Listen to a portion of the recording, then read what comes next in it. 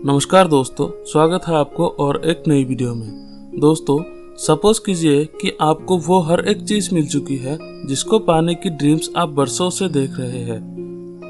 आपके पास गाड़ी है, लग्जरी हाउस है और किसी भी तरह की आपको चिंता नहीं है।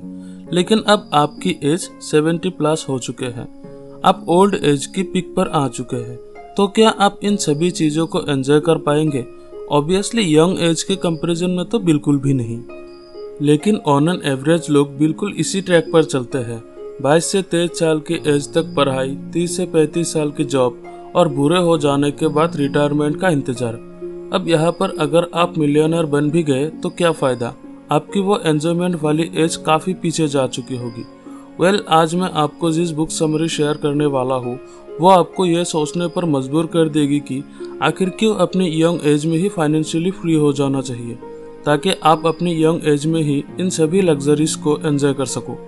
एंड फाइनली इस वीडियो के लास्ट में मैं आपको कुछ ऐसे पॉइंट्स बताने वाला हूँ जिससे आप अपनी यंग एज में ही फाइनेंशियली फ्री बन सको। बट उससे पहले एक इम्पॉर्टेंट बात, अगर आप इस आवाज़ के पीछे की फेस को जानना चाहते हो और मेरे साथ पर्सनली कनेक्टेड रहना चाहते हो तो मुझे इंस्टाग्राम पर फॉलो कर लेना। लिंक आपको डिस्क्रिप्शन में मिल जाएगा। So let's begin. अगर मैं आपको ये वर्ड बोलता हूँ कि एक बहुत ही अमीर इंसान, तो आपके ब्रेन में Bill Gates, Ratan Tata, Mukesh Ambani, Elon Musk और जेफ बेजोस जैसे अमीर लोगों की पिक्चर घूमने लग गई होगी। पर हार्डली ही किसी ने ये सोचा होगा एक 24 से 25 साल का लड़का जो घर बैठे अपने बिजनेस के थ्रू लाखों करोड़ों कमा रहा होगा। ऐसा क्यों? क्योंकि मैक्सिमम लोग ऐसा सोचते ही नहीं कि 24 से 25 साल का लड़का भी मिलियनर बन सकता है, और अगर बन गया तो वो उसका लक है। ऑथर एंड्रियो डी कार्डियो जब अपनी चाइल्डहुड एज में थे तब वो एक दिन अपनी गली में आइसक्रीम खा रहे थे। तभी उनकी नज़र एक चमचमाती लैम्बोर्गिनी पर पड़ी जो उनसे थोड़ी ही दूर में खड़ी हुई थी। उस कार को देखकर ऑथर को यही लगा कि जरूर उस कार की मालिक कोई बूढ़ा आदमी होगा। पर जो इंसान उस कार के पास आया उसे देखकर ऑथर हैरान हो गया। उस कार के मालिक एक 25 साल का नौजवान था। ऑथर ने वहां जाकर उस आदमी से पूछा कि आप क्या काम करते हो?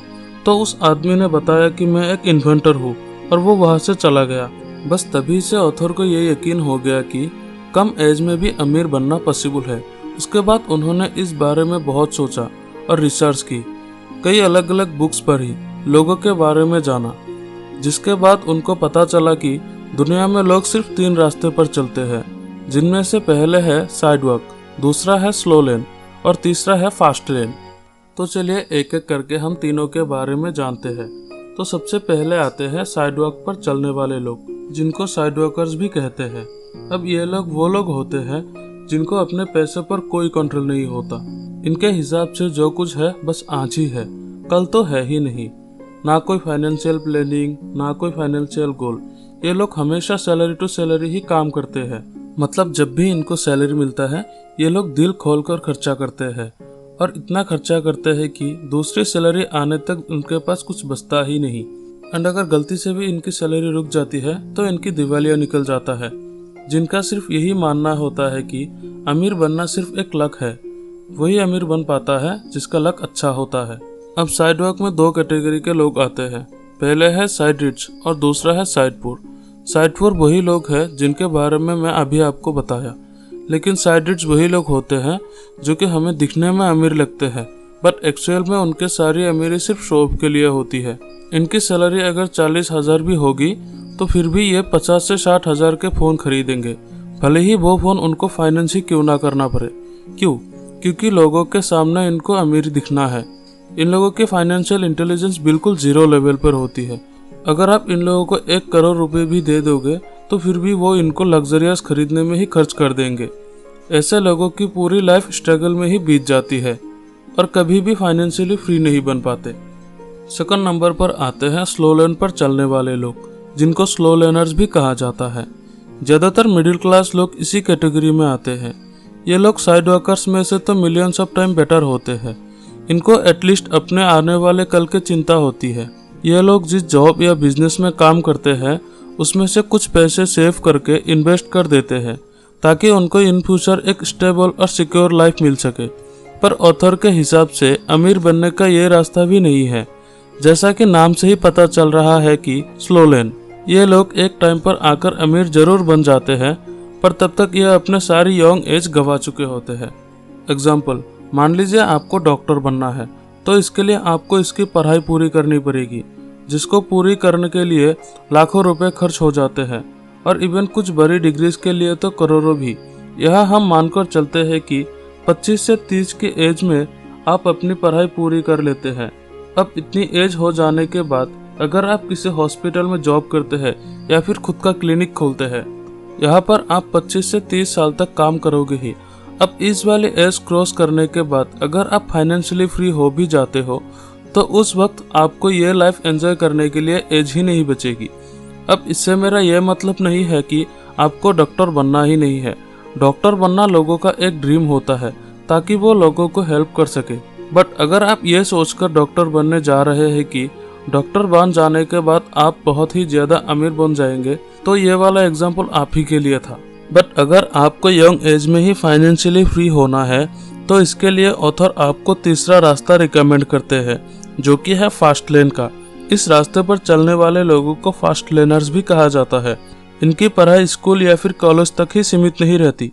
ये हर दिन कुछ ना कुछ नया सीखते रहते हैं, अपने नॉलेज को इम्प्रूव करते रहते हैं, ताकि उस नॉलेज के थ्रू वो एक ऐसा सिस्टम क्रिएट कर सके जिससे उनको जिंदगी भर कमाना ना पड़े। और इसके लिए वो जितने हो सके एसेट्स क्रिएट करते हैं, और एक टाइम पर आकर वो मिलियनर बन ही जाते हैं। वेल, ये सब इतना आसान भी नहीं है। इस प्रोसेस में आपको साइड वर्कर स्लो लर्नर्स के मुकाबले ज़्यादा मेहनत लगते हैं, बहुत सारे सेक्रीफाइसेस करने पड़ते हैं, प्लस यहाँ पर टाइम भी लगता है। बट उतना तो बिल्कुल भी नहीं कि आपको बुढ़ापा देखना पड़े। अब सवाल यह आता है कि फास्ट लेन के रास्ते पर हम आखिर चल कैसे सकते हैं, यानी कि फास्ट लेन के रास्ते पर चलने का तरीका क्या है। तो इसीलिए मैं आपके साथ 4 पॉइंट शेयर करने वाला हूँ, जो आपको ज़रूर फॉलो कर लेना चाहिए अगर आप अपना यंग एज में ही मिलियनर बनना चाहते हैं।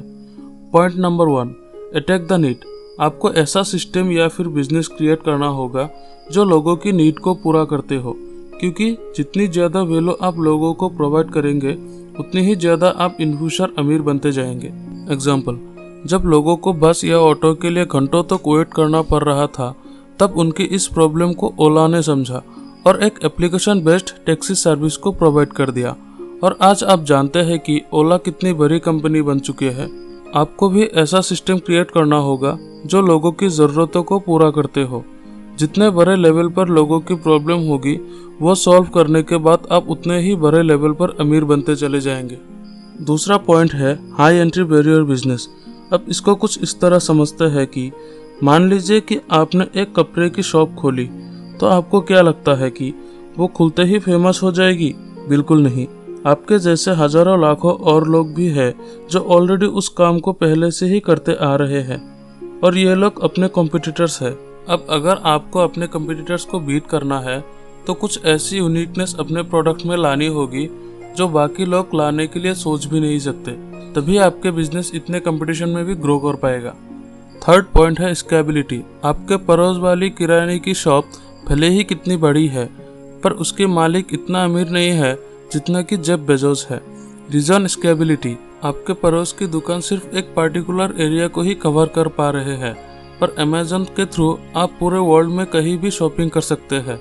ठीक इसी तरह आपके पास के बर्गर शॉप इतनी फेमस नहीं है जितना कि मैकडोनाल्ड कंपनी है।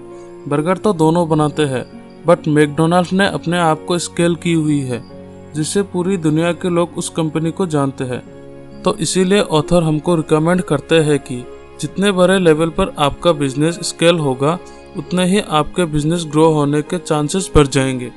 और लास्ट पॉइंट है detach your business with time.